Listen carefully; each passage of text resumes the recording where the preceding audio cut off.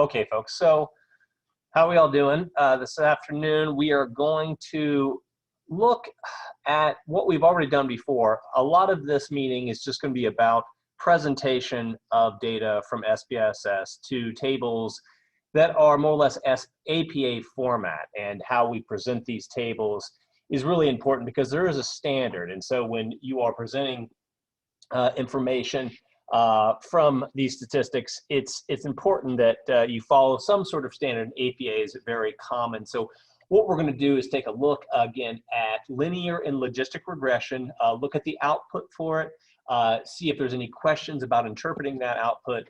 And then I'm going to show you a table that you can, like the previous table that you used, the descriptives table for assignment 1, you can just literally cut and paste your output right into that table. That table is on Moodle. It's on the Moodle homepage, but also you have an actual Word file of it that I attached as well that you can just use that. So what I'm going to show you is the Word file, and then also I'm going to show you the SPSS output that I got that from. Your output is going to be a little bit different than mine. It cannot be identical for the homework for the 6th assignment. So let me first show you the Word file that is available for you to use on Moodle. So this is also posted on the Moodle page, but the Word file has the table in there. So, okay, so what we're going to do is talk about the contents of this table in reference to the construction of it and what's in it and what you want to interpret in this table. That's going to be a review, but also just to make sure that you are able to identify what's in the SPSS output, what's the most important things to get out of it, and then want to report into a table that appears in a way that's sensible, that other people who would read these kind of tables would understand what in the world you just did. Okay, so what we have showing here, first off, is a table that I made in Word. And so typically when you make tables, you do not want to use Excel. You do not want to use any program that has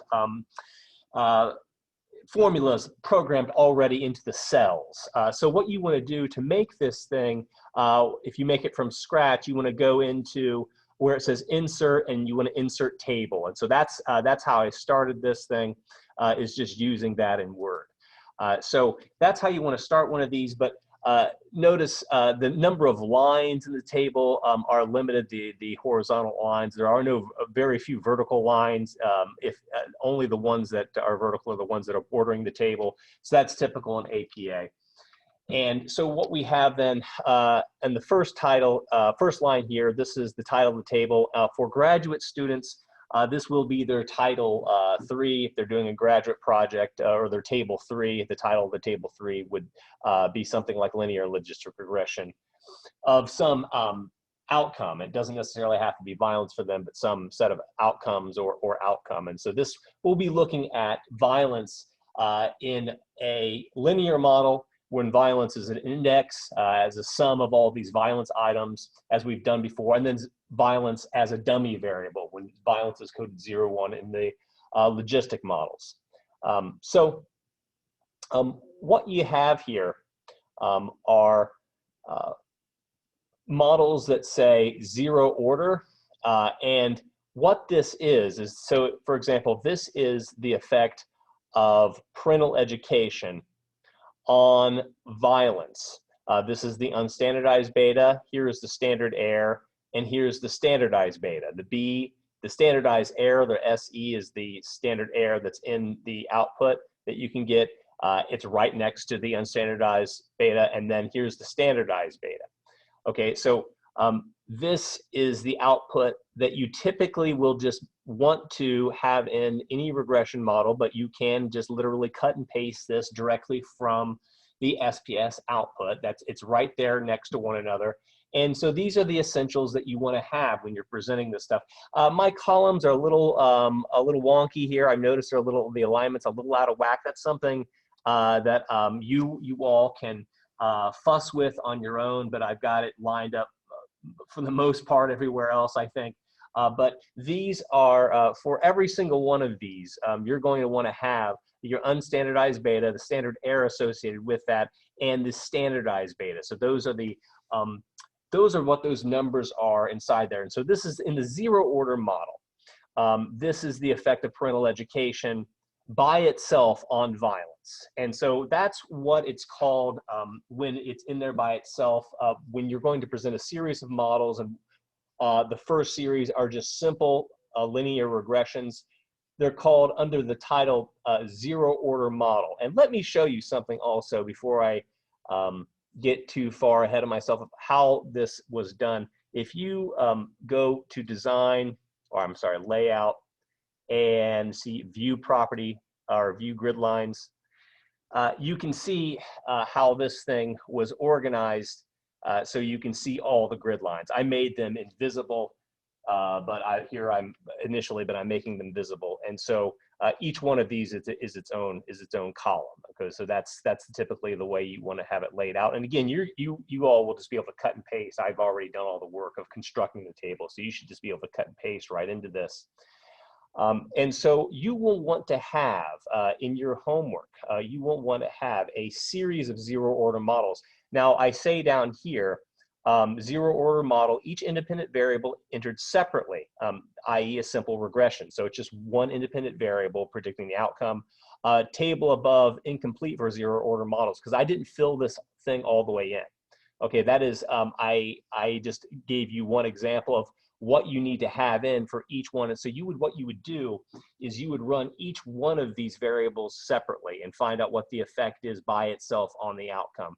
Under this column says zero order. So you're going to have a model that just has parental education in it, for example, and then you would have a model that just has the dummy variable for single never married in it. Okay, and so that's how you would do zero order models. And so that's a typical thing in the presentation of regression. They will always have, or often have, a first set of models called zero order models, where it just is the one variable, its effect on the dependent variable, and that's all that's in there. It's not a multiple regression, it's a simple regression, but they stack them all up. So you can just be presenting them one after another just to see what the effect, if any, it has on the outcome by itself. And so that's what you want to have in there for the zero order. The next thing you do, and I will come to this stuff down here in a moment, is that you want to have all of your variables in there in a multiple regression under what you'd call full model. And so this is where you have a multiple regression, and you have all of your output, all of the unstandardized betas. So this is for the linear regression, the unstandardized betas, standard errors, and the standardized betas, all right up and down these columns right here. So this would be everything in the model at once, a multiple regression. Let me show you from the SBS output where I got all this stuff for the full model from. I just ran it. Let me show you. Okay, so up here, this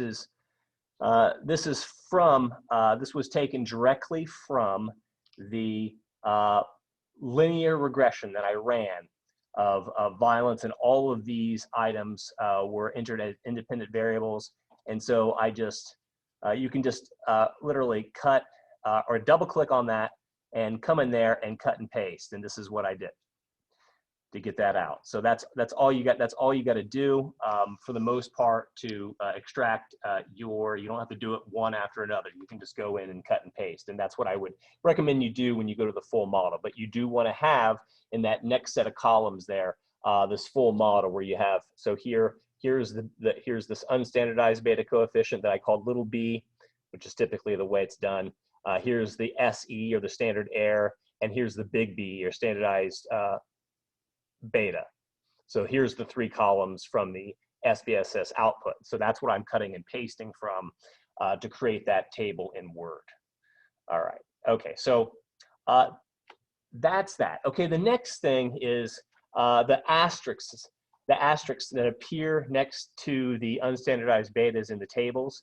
okay, what that indicates is the significance level. And so what I'm doing is I'm looking at what this p-values are here, and indicating an asterisk next to the unstandardized betas with regard to how significant it is.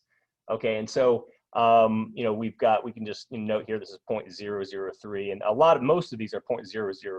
So it gets 3 stars or 3 asterisks.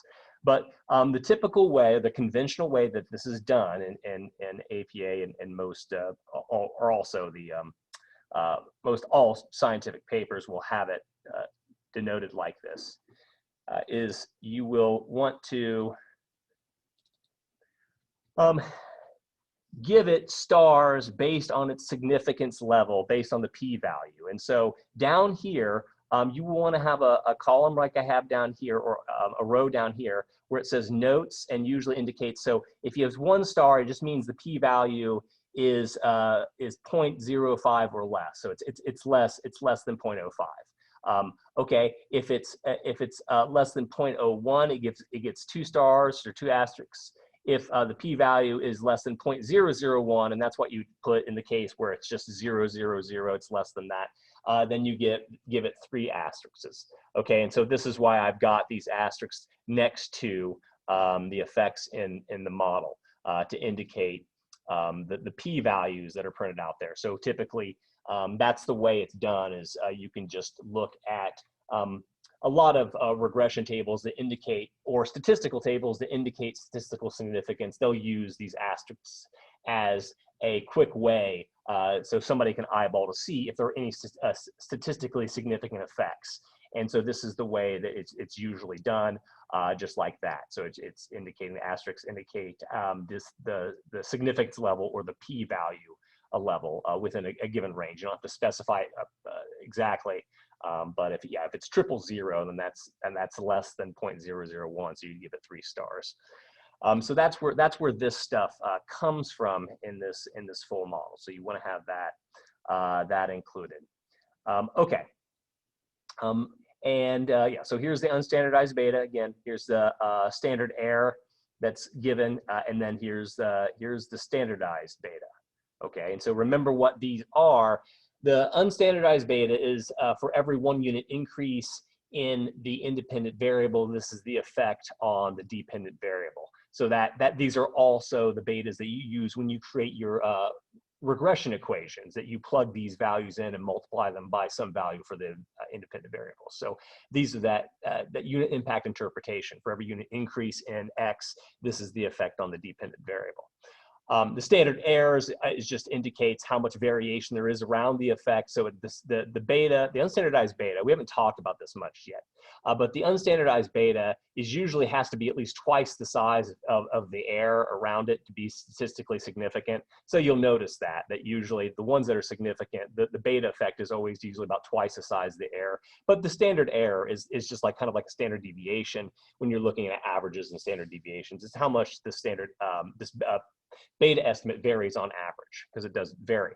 And so that's what that is. But what's more interpretable, though, for you guys is this standardized beta, and what that is allows you to make apples to apples comparison in terms of what has the strongest effect on the outcome in the model. Because the unstandardized betas, you can't do that. If you want to make an apples to apples comparison, say, okay, overall, what has the strongest effect?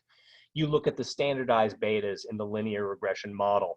And so by eyeballing this, you forget the negative sign. It's just absolute terms. And so we look to see what has the strongest effect. And negative 0.234, that is the effect of gender here. And so women have a significantly lower level of exposure to violence as compared to boys. And so you don't have to star these things twice. You can just star them once over here to indicate significance. In the unstandardized column, it's understood that this is just a standardized version of this variable. You don't need to star it twice. So you want to report on the effects in the homework of the unstandardized betas and the standardized betas. And so you want to say, like, overall, what has the strongest effect, and also likewise, what has the weakest effect. So it basically it's rank ordering what has the strongest and weakest effects here. And the weakest effect is it looks like it's widowed, and that's being compared to married, because it's only a 0.036. And so that has comparatively the weakest effect on the outcome of violence. Okay, and so that's what that's about. Now, I want to go back here to this column of variables that I have entered into the regression. And so we have parental education, I entered that in. And then you have, if you recall back to when we made a series of dummies for the marital status variable, I entered the dummy for single, never married. I entered the dummy for widowed, divorced, and separated. And I left out the dummy for the people who are married. So that is the reference category. Whenever you have a set of mutually exclusive dummy variables, and they're mutually exclusive just because participants could not have picked separated and divorced. They had to pick one or the other. They can't appear in both columns. And so that's what makes them, or both categories, that they can only appear in one. So that's what made it mutually exclusive. So when you account for all of the dummy, all the places that some person can be in this marital status variable, the one that's not accounted for is the one that's getting compared to. And so when you have a reference category, you want to put it in parentheses. And so here is this note down here. Reference categories appear in parentheses. And so right underneath the stack of marital status dummy indicators, you notice here's married, and that's in parentheses. And that means that all of these marital status variables are being compared to married. And so we also see a parentheses down here next to female, because female is coded 2 and male is coded as 1 in the data. And so male is going to be the reference category because it's the lower coded gender value, because it was given a code of 1 as compared to female is given a code of 2. And so when you see the effect of a negative 0.856, you know that's the comparison of females to males. That's why that's negative in a model of violence. So that makes complete sense, because women on average, girls and women are less violent on average compared to boys and men. And so you see this negative effect here, and we have this in parentheses to make it clear that that is what the comparison is. Okay. All right, and this AHPVT thing that's just the Pishker vocabulary test that we've looked at before. If you're wondering what that is, that's a variable that's constructed by AdHealth that measures, it's a measure of verbal IQ, and that happens to be negatively correlated with involvement in violence. Down at the bottom here, we notice there is R² adjusted. And then there's this Nagelkirche R². Okay, so R² adjusted is what you're reporting in the linear regression. Okay, let me go back to the linear regression output and go back to what this is and the importance of it. Okay, so in the simple regression, the zero order models, you don't need to bother about reporting the R² every time. What's the important one is when you do the multiple regression, the full model, you want to look at the adjusted R². And that is 0.086 in this model. So that means all of these independent variables explain collectively about 8.6% of the variation in violence. So collectively, all the independent variables explain about 8.6% of the variation in violence, because the adjusted R² is a proportion out of 1. And so, yeah, that would be interpreted as 8.6% of the variation in violence is explained by all of these independent variables. And so that you want to report on that for the linear regression. Okay. Now, the next part of this is that you want to repeat your analyses, but make a dummy variable out of your outcome and do it in logistic regression. Okay, so the dummy variable is coded 0, 1. And down here is the output for that. And so you're cutting and pasting. The first two major columns that you're cutting and pasting are the same thing. So you want the unstandardized betas and the standard error. But then also I want you to cut out what is labeled in the table as the OR, or this is the effect on the odds ratios. That's the same thing as the exponentiated beta or B is expressed as an exponent of B. That's what this is. So if you express this as an exponent of, or an exponent of the constant E, then you will get this value. So you want to take this column and use that also, and use the exponentiated betas when you're talking about your logistic regression output. Okay, so let me stop sharing this and go back to the table you'd be putting this stuff into.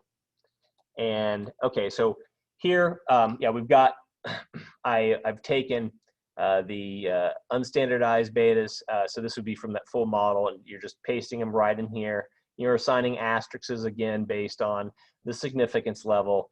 There's the standard error column. And then here where I have OR, that stands for odds ratio. And so that is often the way it's tabled or labeled in tables is OR, or sometimes people just put EXPB, or they will put E with B as an exponent of E. It all means the same thing, folks. So, you know, you can choose what you want, just be consistent in your reporting and your labeling of it, but you will want to have that. So this is the effect on the odds. And so if we look at the effect of never married compared to married on the odds of violence, we see that kids from single never married homes are about twice as likely, or have twice double the odds of involvement in violence as compared to kids from married homes. And so that's the interpretation of odds, or it raises the odds of that by about 106%. That's another way you could read it. Or usually when it gets above 2, people start talking about it doubling the odds or multiplying the odds by 2.06, something like that. And so remember, if it's lowering the odds, then what it's doing, the odds ratio is going to be below 1. Like here, it's lowering it by about 4.5%. So for every unit increase in parental education, for every additional year of parental education, or every level increase of parental education, that's not exactly a year, years of education, how they measure it, for every unit increase in that variable, the odds of their children being involved in violence goes down by about 4.5%.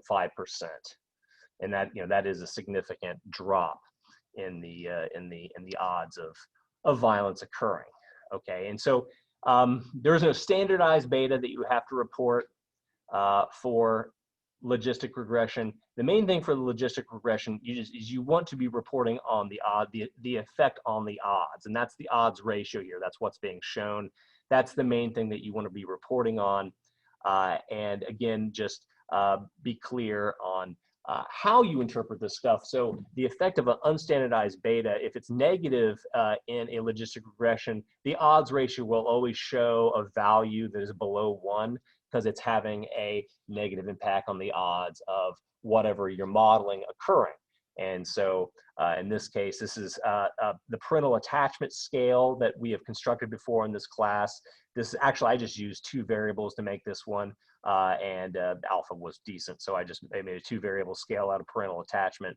And so every unit increase in that, that's the effect on the log odds, but typically we don't look at that. It is significant, but this is the effect on the odds. It drops it by about, 25.5% for every unit increase in that parental attachment scale of violence occurring. So there's that. So we want to, in logistic regression, remember it's all about usually talking about the impact on the odds.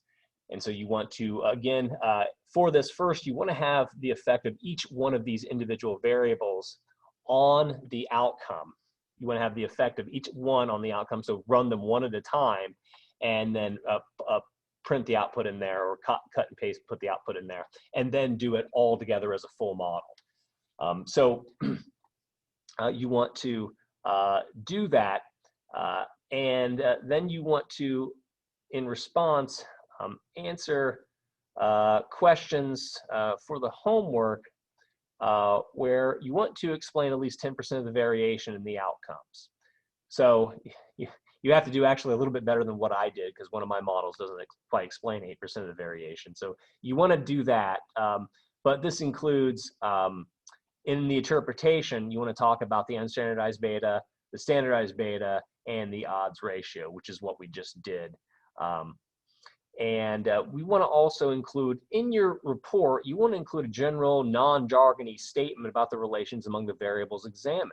So you want to say what the effect of these things are and be reporting what is found in the SPSS output, so it lets me know that you know the right thing, the right number to identify to make a statement about that. But also you want to say just generally, like in the case of violence, we would be looking at a model, we'd say, well, generally speaking, the kids who are at the highest risk for violence are kids from separated or divorced homes who scored low on the vocabulary test and do not have a firm attachment with their mother and who are male. You know, so you want to make a general sort of statistical profile type statement about your thing that you're analyzing that does not rely upon the reader really understanding much of anything about statistics, but do it in a way though that does not sort of take away from or distort what the findings show. So that's what you do in part B. And then the other thing that why we want to do these models zero order versus full models. So why would we do these separately? Because sometimes when you control for other variables, and that's what we're doing when we do multiple regression, there might be differences in the effect of variables in the model when the variable is in there by itself and when it was in there with lots of other variables. Sometimes the effect of one thing will go away. And so it was not so much the case here that we found that one thing explained the effect of something else. But that can happen. And when that happens, that's the kind of thing that you want to comment on. It may be that one thing is accounted for by the effect of something else. That's called mediation. Or it might be that one thing really depends on the effect of something else to be at a certain level. And so that's called interaction. And so you don't have, there's ways to test for these things statistically. I'm not asking you to do that. We're not doing that. I'm just saying be aware of if there are any changes, like in a zero order model, if something is significant, and then in the full model, the statistical significance of the effect is no longer there. It goes away. If that happens, then that is something that to note. And you could just say that, well, after controlling for, and that's what you're doing in the full model. So you're saying, okay, all else being equal, what is the effect of gender? That is what controlling for does. It allows you to say, well, if we have somebody, if we have a group of people who are similar in every way, except for one difference, some are boys and some are girls, does that make a difference still? And so that is what you're doing in multiple regression, both in the linear and logistic forms. You're saying, does that still make a difference? And if it is significant, like we found in this model, you would say, yes, it still does, all else being equal. That's the same thing as saying controlling for. When it doesn't make a difference anymore, if like gender, the effect of gender can be explained by various parental, peer, and school variables, then that suggests that either the effect of gender depends on those things or that it explains away the effect of gender. So boys may be at greater risk in other areas, which explains the gender difference in violence, etc. So those are the sort of things that one typically looks for when we move on to this elaboration model, when you're looking at multiple variables being examined at the same time and comparing them to when they're only examined by themselves. And so you go from the zero order to the full model to try to extrapolate or go beyond what can be said just by looking at these things in isolation. And then I want you to include your SPSS output beneath your constructed table and your written results. So that way I can see that you faithfully, went from the SPS output to the tables and you've got all the right stuff in there for the results. Okay, so yeah, there's not really a whole lot more I needed to make sure to show you today. I just wanted to show you here. Well, okay, one other thing. Let me get to one last major thing, I suppose. Is the sample size as well as this Nagle-Kirke R-square. So let me just address the Nagle-Kirke R-square. What is that? That is an R-square analog that comes from the logistic regression. And so there is two there are two types of R squares that come out, here we go, that come out of the logistic regression. There is the Nagle-Kirke R square, and there's the Cox-Snell R square. And so the Nagle-Kirke R square is when you assume that what you have is a dummy variable that is an indicator for an otherwise underlying continuous variable. So all you have is a basic dummy variable that is used to indicate involvement in a risk pool that varies greatly. And so that is the Nagle-Kirke R square. It tends to be larger. It tends to be a larger result than the Cox-Snell. The Cox-Snell is usually used when you have a truly dichotomous variable where there's no possible underlying tendency, like whether or not someone was pregnant or not, whether or not someone died. There's no sort of underlying tendency, you know, you're dead or you're not, you're pregnant or not. There's these really straightforward dichotomous, whether or not someone went to prison or they were released on parole probation. These sort of things are much more dichotomous, and so the Cox-Snell one is preferred there. So it all depends on the outcome you're looking at. But if you do something like you have a continuous delinquency or violence scale, and then you reduce it down to a dummy indicator because most people are not involved, for example, in violence, then you probably more likely want to use the Nagle-Kirke R square because it does usually show a higher reading because it assumes that you're really trying to get an indication of a variable that's measured imperfectly continuously. So you're just using a dummy variable as an indicator. So that's what the Nagle-Kirke R square is, which we've touched on before, but that is what I'm reporting for in the table. But for you guys, it could be the Cox-Snell R square. But again, these are both explained variations. So the Nagle-Kirke R square is saying here that about 12.4% in the odds of violence can be explained by the independent variables in the model shown below. Okay, so again, it's an explained variance statistic. So it's one of these overall summary statistics that are typically reported when you have a multiple regression. Okay, so the other thing here, let me point out in the table that is conventional required reporting for these tables is the sample size. So this is where it shows the sample size in here, 5,638. What I did here, I'm noting here, sample was limited to parents who reported a marital status. If you recall, when we did the homework, when we did the exercise, when we did the marital status dummy variables, I used the select certain cases option to only select cases who actually reported a marital status by saying, I only want cases who equaled 0 on dummy variable, indicating they are missing on the marital status variable.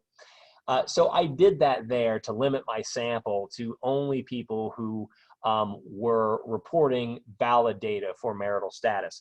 This is something that you might want to do, and also you will want to account for missing, account for the missing cases for variables that you have that you're going to put in your model. Now, it doesn't matter much if there's only a few missing, but in the marital status, there were enough that I wanted to do that. If you have variables, for example, like a lot of the drug use variables, you will want to recode the missings probably as 0, because otherwise the number of people that can be in your regression analyses will be reduced automatically to only those people who have a valid data point for that variable. And so if they're missing, they're counted as missing because they were not shown in the question, for example. In order for those people to be in your analyses, so you don't get a really, really small sample size, you will want to recode missings probably as 0 or take care of them somehow prior to doing any of this, prior to doing any of your 0 order or full models, because otherwise you're going to be getting different sample sizes being analyzed, different subsamples of the full sample. So take care of your missings for the married stuff. You can do what I'll show you what I was talking about previously. We did do this before, but if you go to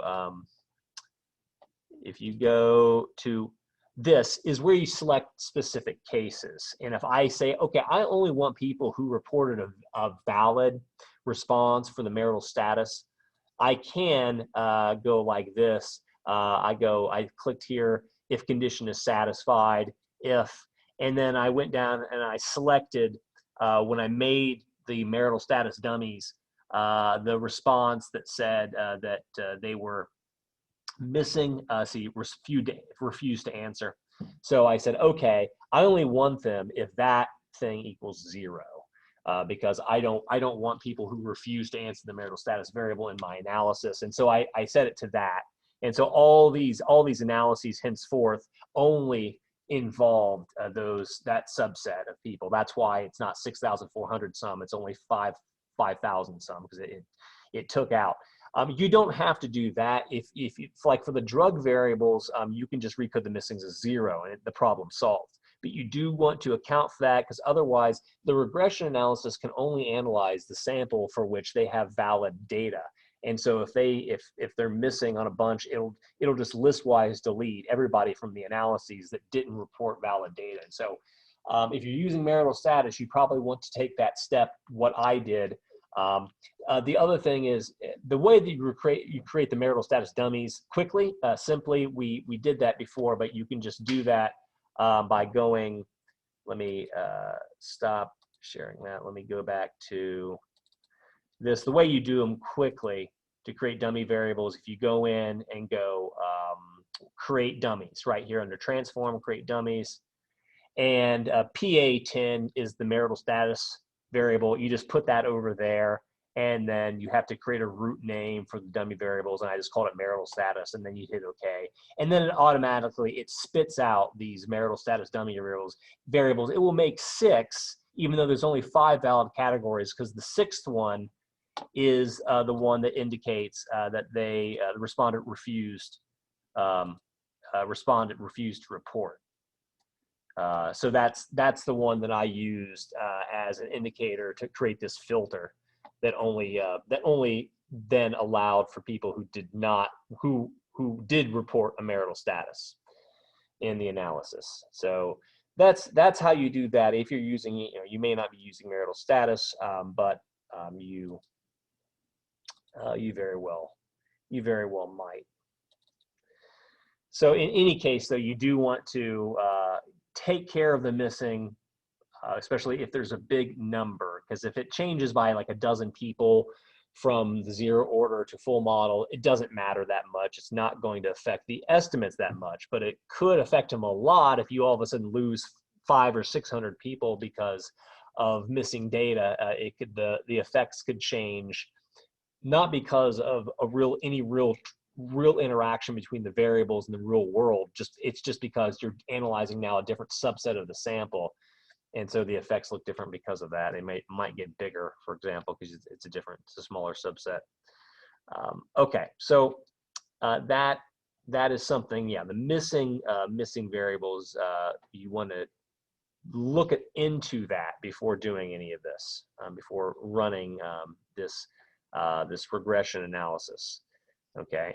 Now, another note about dummy variables: if you have a series of them that you made, like you can do this with race as well. And so you could like leave white out as a comparison. You just will have to do that whenever you have a set of mutually exclusive dummies like that, like marital status or race or anything where you could only be in one category or the other. You could do it, for example, with a variable coded 1 to 5, strongly disagree to strongly agree, dummy those up and leave out, the lowest category, the highest category as the comparison group. You just have to do that, though, to get a sensible interpretation out of dumbing variables up that are mutually exclusive. You have to leave one out as the reference category if you want to make comparisons to them. So just be aware of that to make a sensible interpretation. So again, in these models, what's happening here is all these marital statuses are being compared to married. So what you're seeing in the effects of all these marital status variables is how they then compare to married. And that's the case in the linear model here and also in the full model. And it's always that way as well, no matter what set of mutually exclusive dummy variables you use. Whatever reference category you want to have. You want to leave that one out of the actual regression. You don't put that in as an independent variable. That's the one that becomes a parentheses, one that has a parenthesis around it in your table, because that's the one that is being compared to for all the other mutually exclusive dummies for which there actually is a variable representing them. So you want to do that whenever you have dummy variables in there. So that is, I think that does it. Again, you can just use this table, basically remove all the stuff here I have, and you're going to use your own variables. Some of these can be the same, but I would I don't want to see an identical printout of this thing with your name on it. I want you to pick some of your own. For the graduate students who are doing their graduate project, this is what you will want to do, will need to do in your paper for that regression table that's due for your paper. And so that is what's going to be due for your paper. And so you can turn this in for the paper and in for this assignment. That is fine for people who are doing the taking this as a graduate course. But this, you will need to have something that is very much like this in its structure and what you're reporting on in your paper, and you can essentially turn the same thing in for this assignment 6. Okay, so yeah, there will be just one more assignment in this class. For me, only had to do 5 out of the 7. So this is the 6th one. There will be one more assignment. Yeah, the main thing here I wanted to show you guys just the way that this is normally tabled up. Again, the only thing kind of janky about mine is like these columns. I've got some numbers here that are they're out of line, but that can be fixed. It's some of the minuses some of these need to be moved over a little bit to make things all in line, because it should be pretty clean, pretty kind of very not overly complicated. Just get all this. This is the basics of what is usually reported in these things. So that is it, folks. If you want me to take a look at things, sorry about delaying getting back on your homework, but I will get those homework assignments back to you. The one on logistic is due today, so if there's any questions about logistic, or I think maybe it's due tomorrow, the one about logistic regression, you can hang around and ask me, because this is asking you to do a logistic regression in it as well. But those will be coming back. All the exams were sent back, and there will be one more exam.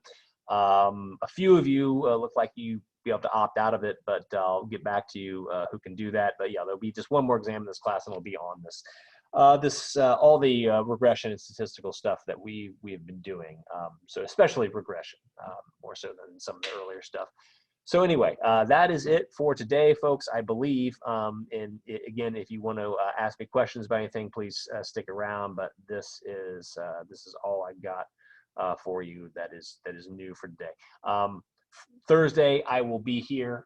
If people want to come in and work on this, I will be here, and I can take a look at your work and let you know if you're on the right track or not. But yeah, this is it, and we will have no meeting next week.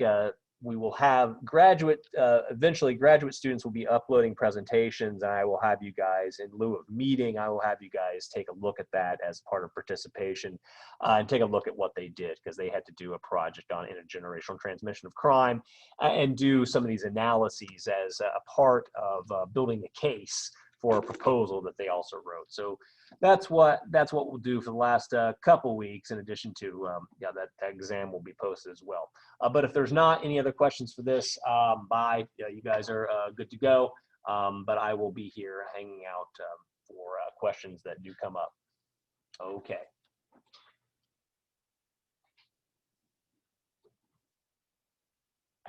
Professor, I just had a question regarding the chapter questions. In the syllabus, you had mentioned we need to complete 8 of the 12, but I'm only seeing 10 listed. Are we going to have 2 more to do? Okay.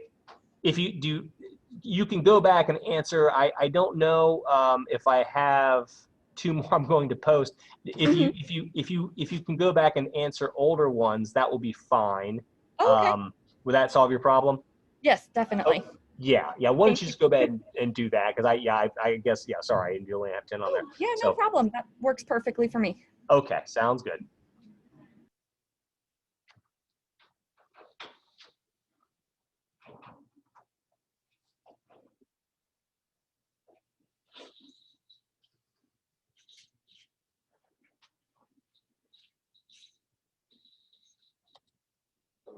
Yeah, take care.